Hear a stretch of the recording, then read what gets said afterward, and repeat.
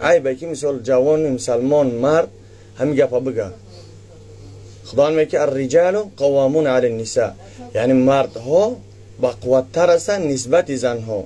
و من سیء الاسقام و صلی اللهم علی محمد و علی آله و اصحابه اجمعین برحمتک یا ارحم الراحمین.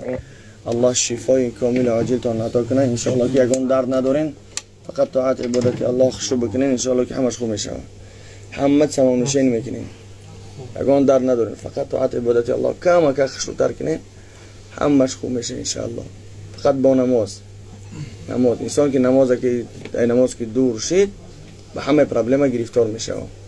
خیلی که الله سبحانه و تعالی میفرماید که نسوا الله فنسیهم، هر کسی که الله را فراموش کرد الله او را فراموش میکنه. حدیث پیغمبر خدا که انسانی که یاد میکنه خدا را و انسانی که یاد نمیکنه خدا را مثل زنده و مرده است. کسی که یاد میکنه خدا را او زنده است، کسی که یاد نمیکنه او مرده است. به قطور مرده. پیغمبر خدا میگه هر کسی که نماز بامداد را خواند، من صلی صلات الصبح و فی ذمة الله، هر کسی که نماز بامداد را خواند او در ذمه خداونده، خدا را با عهده میگیره که یگان چیز ضرر نمیرسونه.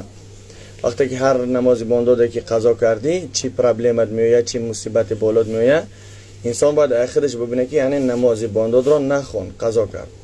خب یک دیم حدیثش که مثال پیغمبر خدا میگه در رکعت نماز بامداد بهتر ای دنیا و هر آن چیزی که در دنیا است ایودا بهتره.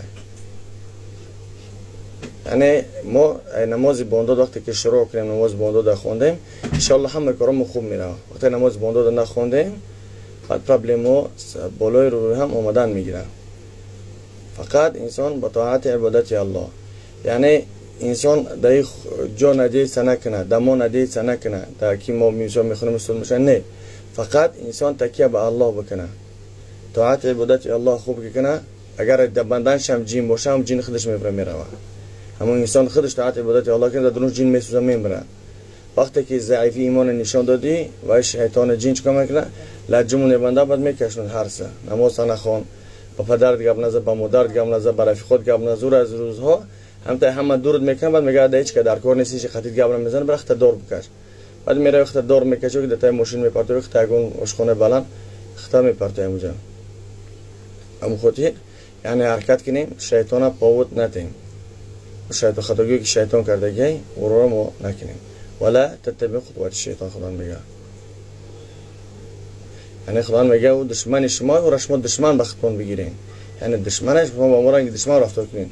مثلا نماز نمیموند خوندن، زورت میاد خوندن، ته حرکت که گوتی پا فرض بخون، سنت بخون و بزمی نافله بخون، با بزمی شب بخی گوتی پا تهجد بخون، بزمی تهجد بخی تلاوت قرآن بخی، یا پورا ده پورا سه پورا بخون. یعنی ته خلاف همون که واجه کرد بکم کار نکرده برخلاف هم کار میکنی.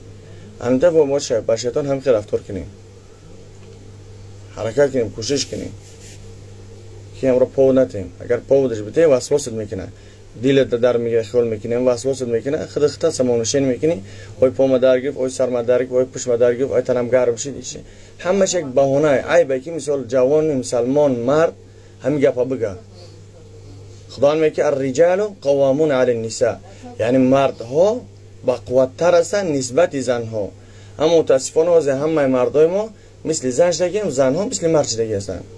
زن که میاندن گفتی بابا در بدنشو جین حس میکنه، یکی میگه حرکت دارم، کوشش دارم، نمازم قضا نمیکنم، طاعت عبادت الله خوب کیسم.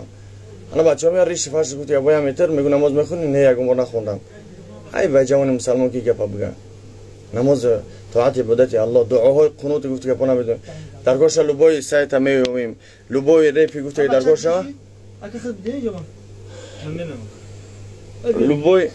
لوبای چی باشه از چی میکنیم. درگاهش گفتی ابا قدیشون امسی میبرن در شال همین شاید بگه برن قدیش نه بخونن، نه دعاهاش برسی اگر اون دعا رو نمیدونن. اکثریت هم دعای قنوت بسیاری مردم نمیدونن. در جای دعای قنوت چیکار میکنن؟ قل الله احد میخونن. و این درست نیست. در جای دعا تو سوره بخونی. کدام مولای گفتگی های خطا های. در جای دعا های. در جای سوره های. فهمیدین؟ اون خاطر گفتگی پا حرکت کنین، کوشش کنین، طلب علم کنین، علم با موزن همه طرف. وقتی که انسان وطن که خارج میشوه یعنی نه دست او دیگه با دیسکوتک و دیگه کارها خطیم مشغول نشوه. انسان که وطن که خارج پدر مادر بیرونیم، از زن فرزند دوریم، از خویش اقربا دوریم، از همه دوریم، کار خونه ایم خطیب سیل مونیم که دبیوت سکنیم یگون کار مونه خطیب یگون تغییرات عقل فرهنگ رفتار همه چه اقلا تغییر بیویم. یعنی بسیاری ها میان رنگ برزگاه میشوند، آزادی را میبینن و هیچ که مطابق نیست، هیچ که نیست، چی وارش میکنن، بعد پگه میخوان ترمش میکنن که اواریا میکنه رو دیونگیش تیزای میکنه، بعد پگهش میبینه ویدیوش کنن که من محتاج من یاردم کنه، من مسافرم، من معیوبم. یعنی پسترین انسان، یعنی این بعضو فخر میکنن ویدیوش میکنن فخر میکنن، نه پسترین انسان نزد خدا همون انسانیه که میطلبه. یعنی او مقصد برادر یاردم کمک میکنن به خاطر چی؟ که الله را بار برمیگردونه. اگر رنگ نموده هم کسایی هم بیزارانه دیگه و دیگهش به خاطر الله هم کار میکنه که الله در قیامت رو برمیگردونه و کسایی هم نمیشناسن دیگه و دیگهش هم. اون خاطر حرکت کنیم، کوشش کنیم لقمه حلال پول به خونه بیاریم. وقتی که لقمه حرام پول به خونه اومد، وقتی که راهی گفت قمار به خونه اومد، فرض یکون کس ظلم کردی پول گرفتی، یعنی واسنامون بسیاری برگردی رو چیکار میکنن؟ پول میگیرن با اون کارگراشون پول رو نمیتن، میگن کی داد میکنن. بعد چیکار میکنن؟ پدر مادر رو مجبور میشه که دعا کنن که خدای فرزندات ببینیم کورا. وقتی دعا کنن دعای مظلوم قبوله. پیغمبر خدا میگه ثلاث دعوات لا شک فیهن، سه دعایی که در اونها اگون شک شوفن است دعای قبول میشن. یکی از اونها دعای مسافره، دیم از اونها دعای که مظلومه، سوم از اونها دعای پدر مادرن. وقتی پدر مادر رو دقیق دعا میکنن به دعای بد که خدای فرزندات ببینه، خدا فرزندات این ولی چند رنگی یکم کسی میزنه که استروک میغلطه میپرته میغلطی خار مردش قطعی فکر نمیکنن که فردا الله سبحانه و تعالی یعنی امتحانش میکنه به فرزندای خودش. اون خاطر لقمه که حلال که در خونه درآمد گفت دیگه اگر که همین می باز اگر لقمه که حلاله محکم مثال بگیریم، وقتی لقمه حرام وقتی رنگ یک ولکان او علاوه میزنه ایش کافش میکنه تا جا فرش میکنه جمع برویا. سبب در چیه؟ یعنی همین زکاتی که حرامه بعد ما توزیعش کنید شرکت ندادیش اکون کش کافش کرد چیکار میکنه؟ تا جا منسکی کسی فرش کسی جا ریخته است. باز این مثال بگیریم پرابلم مشکلی بالا خونه میآید.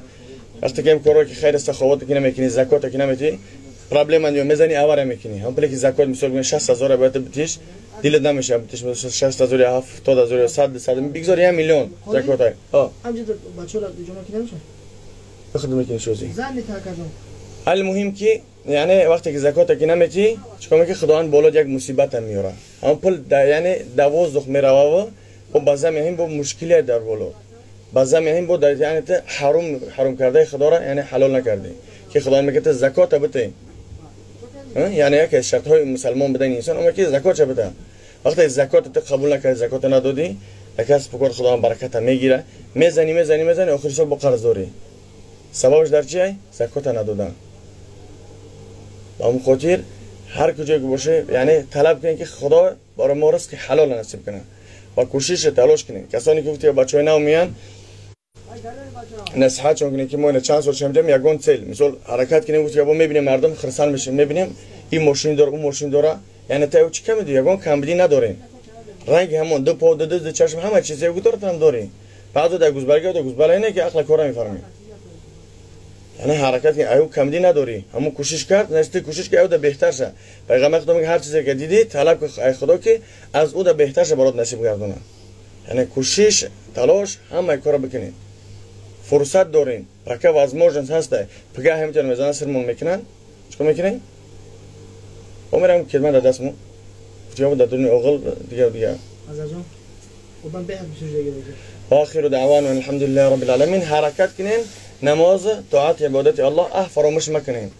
وقتی که گفت که نماز مثال عادی بگیریم که از اختنا زمانشین میگه که یک بوتا به جین تونزاگی وقت اون صرف کرده خسن اومدین ها یکمش که مثال بگیریم تاکسی خاطر از خود کرده اومدین یک مینوس دیمش که ایکور مینوس شده نه مثال اگه پریمیر بگیریم که اگر 1000 تا 2000 بیای ای مینوس 2000 مینوسی با خوردن تو هم خلای همش مینوس میشه هم خلای از سبب چیه که ایمان ضعیفه هم خل میشیم. اگر که ما و شما ایمان با الله خوب کنیم الله میگه و ما یتوکل علی الله فهو حسبه. هر کسی که میگه توکل شه با اون بکنه میگه برای بسنده ای.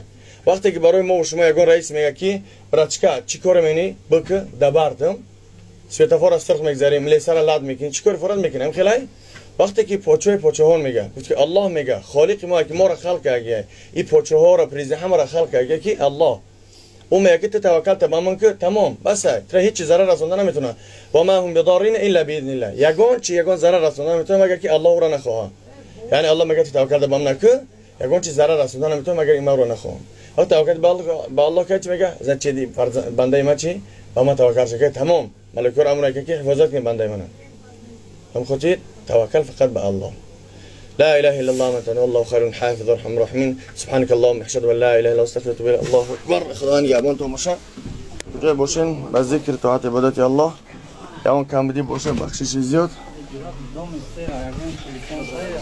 هم نمیدونم که